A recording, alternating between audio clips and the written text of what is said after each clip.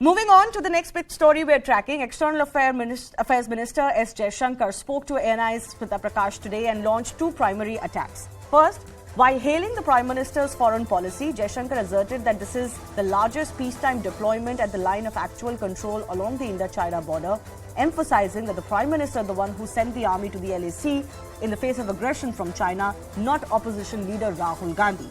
He lashed out at opposition for repeatedly questioning the centre over the border skirmishes and pointed out that it is the Modi-led government that has carried out the task of making the border peaceful and secure, unlike the grand old party. Remember, Rahul Gandhi has raised questions over India-China border tensions in the past. Jaishankar has also lashed out at billionaire investor George Soros over his criticism of Prime Minister Narendra Modi.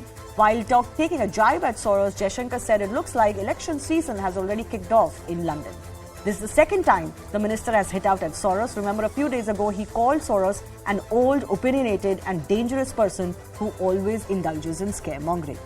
Just a quick reminder of Jaishankar's plain speak today. What all has he said in his interview? First up, he pointed out how India currently has the largest peacetime deployment at border in history. He reminded, and this was a jibe at the opposition, especially the Congress party, that it is Prime Minister Modi who sent the army to the LAC, not Rahul Gandhi. The government has been criticized by Rahul Gandhi for being weak against China, for example. He also said many things have happened in Delhi in 1984. He's referring to the anti-Sikh genocide. Why don't we see a documentary on that? This, of course, is in reference to the recent BBC documentary talking about Gujarat riots in 2002. He also says there's a sudden surge of reports, attention and views that is not accidental. He's talking about a lot of these reports, especially coming from outside India, on India. The election season, he said, has started in London and New York. The big question we're asking today, quite like what the External Affairs Minister is saying, something that this government and the Minister has talked about, the West agenda on India. Is there a surge then in biased reports on India ahead of the next general election?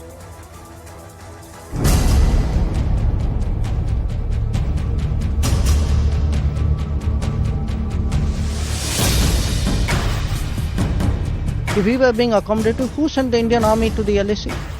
Rahul Gandhi didn't send it. Narendra Modi sent it.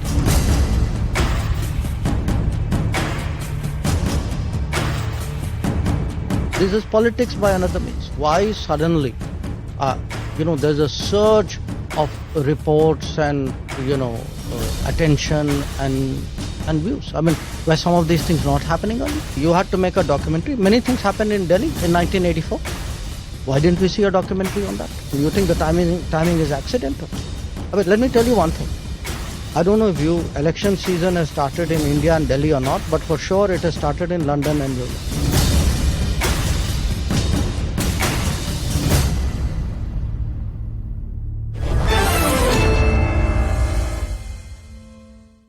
Waiting for some of our guests to join us, but let me go across to Vishnu Prakash, who's former diplomat, joining us. Jaishankar is never one to mince his words. But what do you make of his message that's coming in roughly 1 year ahead of the next general elections in India? Do you believe that there is indeed this heightened attention on India and a lot of activity or reportage, so as to say, that is going to put a spotlight on Narendra Modi and his government ahead of the next elections? Well, that is very true. What certain quarters in the West, when I say West, I include the left liberals, the intelligentsia, some sections of the media, think tanks. What they like is a meek India, India which is pliant, an India which can be manipulated, a self-confident India, an assured India, India which is on the rise, and an India which can speak out for its interests. Nobody else will speak out for India's interests. India today has the confidence to defend its interests and speak out for them is something that they are not comfortable with. It reminds me of one of the US presidents who had said about a dictator that particular dictator he used explicitive and said, but he's my dictator. He's my whatever. So long as you no toe to the West and the West, these segments of opinion makers, you're good. If not, you're bad. And for them, anything that happens in India is bad. Indian democracy is bad. Indian judiciary is bad. Indian voters don't know what they are up to. Can you imagine a paper like Economist, well, one can very well imagine. Still remember in 2014, they had the gall to tell the people not to vote for the Modi government because, obviously we don't know what is good for India. So that is the kind of mindset that we are up against, but well, we know how to deal with it. When you say we know how to deal with it, the question that arises is, for example, he's raising the issue of George Soros. Now, George Soros puts his money where his mouth is. We know that he's loaded and he's devoted a lot of money to effect these, what many say, regime changes, but he clearly has a project of building democracies. What are we really doing to fight against the likes of George Soros, but for making only comments? Yeah. The way Indian juggernaut will surge ahead, will move on, despite the Cassandras. Mr. Soros, with all due respect, is a relic of the past. He lives in a cuckoo land and believes that, the 21st century is still not dawned. I mean, many people have that old mindset that the centers of power were in, let's say, London, New York, Washington, etc., and they control the world. Sorry, gentlemen, the world has changed slightly, and India is not the India of 1947. And yes, we have to put out a narrative. I mean, it's a war of narratives. I mean, we have to do a better job of that. We have to reiterate. We have to rebut. We have to, do everything that is possible. But the biggest response would be economic growth. Yeah. And second will be economic growth. The third will be economic growth. Because if today India is respected... It is because it is important economically. And that's fundamentally what many allege has been the target of a lot of this foreign reportage as well. Maybe nicely shielded, nicely veiled. But ultimately, a lot of people allege that the basic point of a lot of this reportage is, or criticism is, to keep India's economic growth mired either in politics or in opposition. Well, they can try, but you cannot keep 1.4 billion people down. India has everything going for her itself. I am very convinced that the accelerated growth story of India is just about begun. There will be Cassandras. There will be people they'll throw their hands up because they were used to a certain dispensation. They were quite happy with pulling levers of power. Today, these people cannot do that. Things happen on merit. Infrastructure is being built. Trade is expanding. Relations are expanding. And also, Shivani, the fact is that when there is a rising power, it is natural for established outfits, organizations, etc., to resent that. So this is the nature of things. But I think the confident India, the self-assured India, and the India which is a flourishing democracy will surge ahead, and I have no doubt about it. Okay. Before I shift my attention also to what Mr. Jaishankar has said, for example, about the politics over the India-China skirmishes, what do you make of that response that ultimately it is Narendra Modi-led government that has done whatever was in its might and very quickly, dare I say, in the face of slightly unpredictable and unprecedented aggression from China, to be able to stare China eye to eye today on the LSE. Do you agree that the government deserves credit instead of, criticism from the opposition? Not credit. The government deserves all the kudos because here is a government which has stood up to China and stood up at what time? When COVID was raging in the country. At that time, China had chosen this opportunistic misadventure and thought that India would, just succumb. Here, and it is now 2 years. It is rather we are into the third year, and we are standing there strong, firm, and the infrastructure on infrastructure has gone up 5 times. The morale is higher, and the world takes notice. So if there is one government which knows how to stand up for its interests, that is the Modi government. And I would, as somebody who has served in China, who is been a China watcher, I think the performance of this government is exceptional and something that needs to be commended wholeheartedly. Okay. I see Congress's Arshpreet Kadial joining us, but before I go to him with exactly this question on what Jaishankar has said on Rahul Gandhi's criticism, for example, I just want to quickly play out an excerpt of that. Why can we not come to an agreement on where is the boundary, how many rounds of talks, and it's non-conclusive? Because when people are their claims, when any other country's claims are not reasonable, you will not come to agreement. I mean, you and I can come to an agreement. If I make claims on you which are not reasonable, but you will concede it because 25 rounds have happened. You have to look at, what is being discussed as well, no? Right. So, okay. So look, if I were to sum up the China thing, I mean, please do not, buy this whole, I would say, again, I use this word, this narrative that somewhere government is on the defensive, somewhere we are being accommodative. I mean, I ask people, if we were being accommodative, who sent the Indian army to the LAC? Rahul Gandhi didn't send them. Narendra Modi sent them. Okay? We have today the largest peacetime deployment in our history on the China border. Okay? And we are keeping troops there at a huge cost with great effort. We have increased our infrastructure spending on the border 5 times in this government. So now tell me, who's the defensive, accommodative person? In fact, the question you should ask is, who's actually telling the truth, who's depicting things accurately, who's playing footsie with history? I think those are the questions which should be asked. Arshpreet Kadyal of the Congress party is with us now. Arshpreet, effectively what S.Jaishankar is saying is that, the Congress has vitiated the atmosphere when it comes to the entire narrative over India-China skirmish. He says you played footsie with history. There's a certain amount of mischief going on when you project things as a certain way. When he has enumerated it, the situation is completely opposite from what the government has done. Well, the government is basically playing DDLJ. Deny, distract, lie, and justify. That is what the Bharatiya Janata Party's government is doing. This very government said there has been no intrusion at all whatsoever. Nobody's into our territory. When our Jawans, 20 of our Jawans had died protecting our borders, had given up their lives for us Indians, that is when the government was denying this. And number 2, does the government realize that they are not respecting but disrespecting the army when they go and meet and greet with the counterpart of China, with Xi Jinping, and give them a lal shirt instead of showing a lal ank?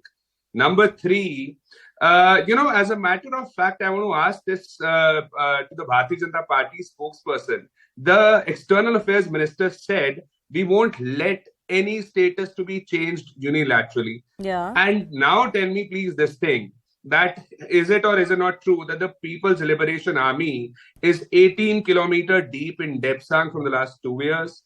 Number 2, that troops have made access to 1,000 square kilometers in the eastern Ladakh area. Is that true or is that not true? Number 3, our government has been giving a clean chit to China post, this Galwan issue.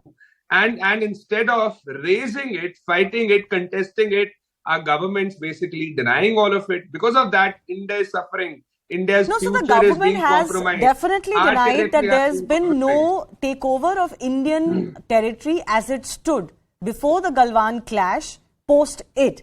But the government has not denied that there is indeed a skirmish, a dispute, and of course we've been having lengthy co-commander level talks with the Chinese as well. So the government hasn't denied that there's aggression from China. What the government denies categorically is that any territory that was not previously with the Chinese has been taken over, and they will obviously not accept any status quo change unilaterally from China. But Gopal Krishna Agarwal of the BJP is now joining us.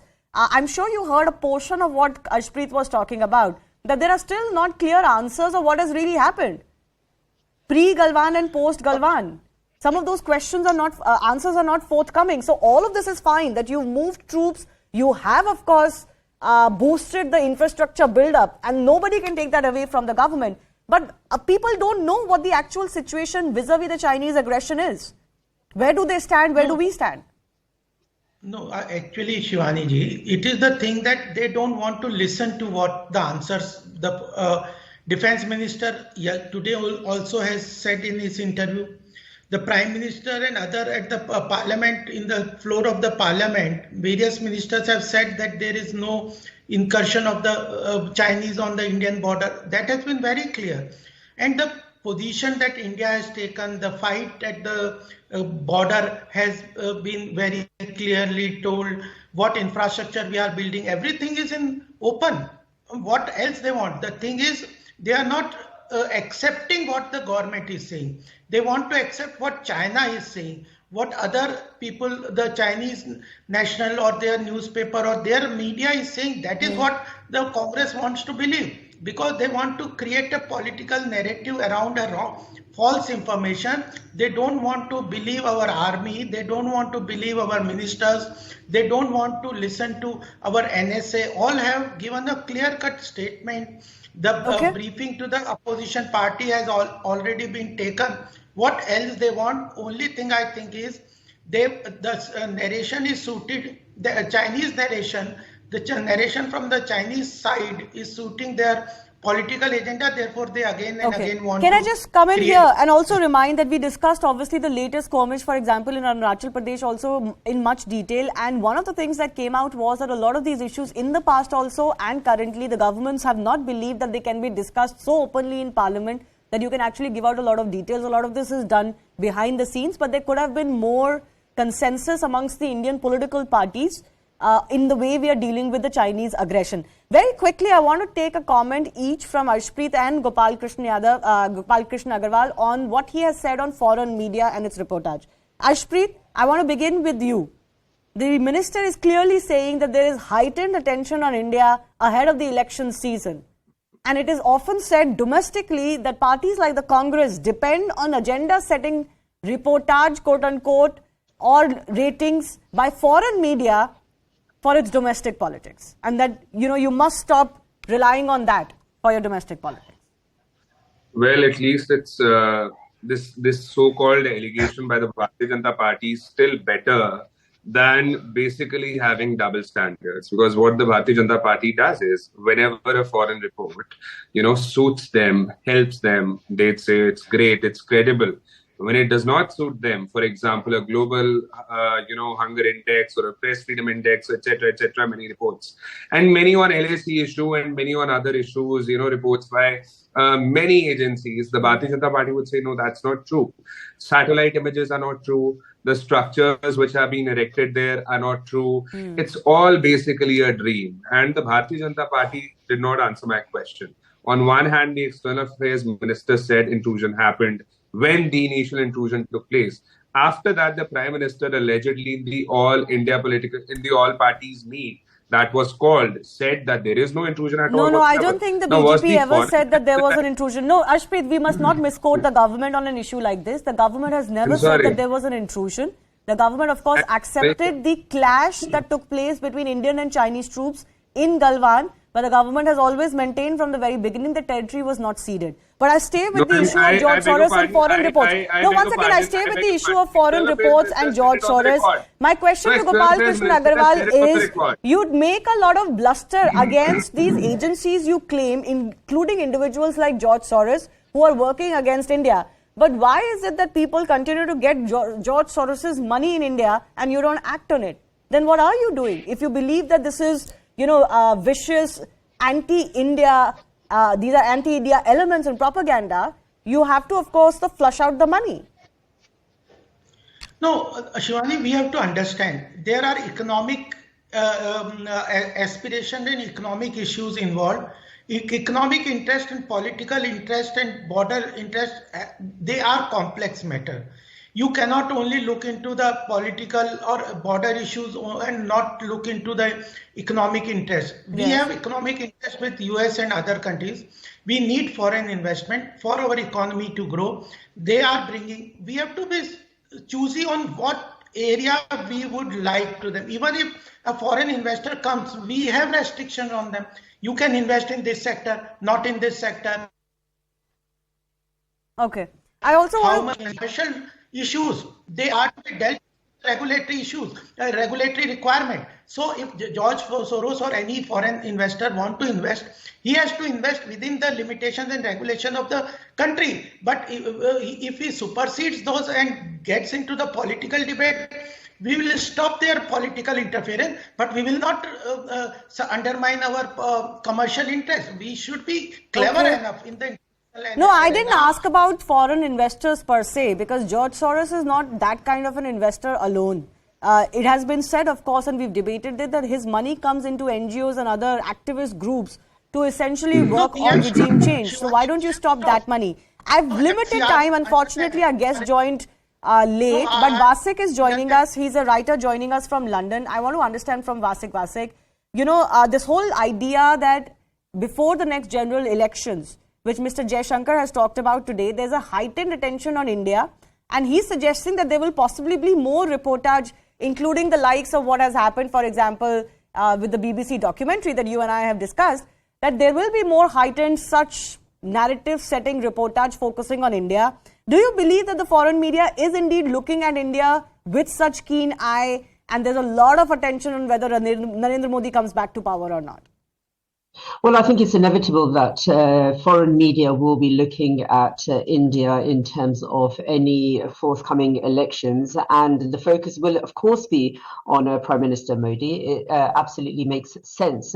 What I don't think is perhaps sensible is such a disproportionate anti-Modi sentiment that's coming out from some of the foreign media. I mean, the documentary that came out last month in regards to the Gujarat riots, it didn't actually tell us anything new, and we could have easily have seen any documentary or read any article from 20 years ago that would have replicated what we saw in that documentary. So we're going to see a lot more of this, and I think the good people of India know their mind and will make up their mind without necessarily being influenced by foreign media. But Vasik, you tend to believe then that there is indeed an element amongst the foreign media that is very viciously trying to get Narendra Modi unseated. That's fundamentally what the basis is. For example, Vishnu Prakash mentioned before 2014 we had an international media group literally saying to the public in India, don't vote for Narendra Modi. I mean, you don't do that as reporting,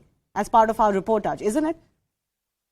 Yeah, I think that's absolutely right. The media need to show some sense of neutrality and some sense of balance. It is not for the media to decide how voters vote. It's for the voters to decide based on the manifestos of each political party. And the fact that there are elements of that taking place, I think it's up to media regulators to step in and to do their job to ensure that this doesn't happen more. The fact that it is happening is a serious concern for democracies around the world, and particularly with upcoming elections in India for not just the Modi government, but any other political party that is obviously involved in this. Yeah. The fundamental question that arises is that if there is an element that is trying to ensure that Narendra Modi does not come back to power in this case, then why is it so? We'll, of course, it looks like we'll be debating this quite a bit in the run-up to the general elections. I do thank all of our guests for joining us today. Time for a very short break. On the other side, a big sign of normalcy improving in the Valley of Kashmir. Centre is considering phased withdrawal of army from Kashmir 5 years after the removal of Article 370. We'll get you the details on the other side.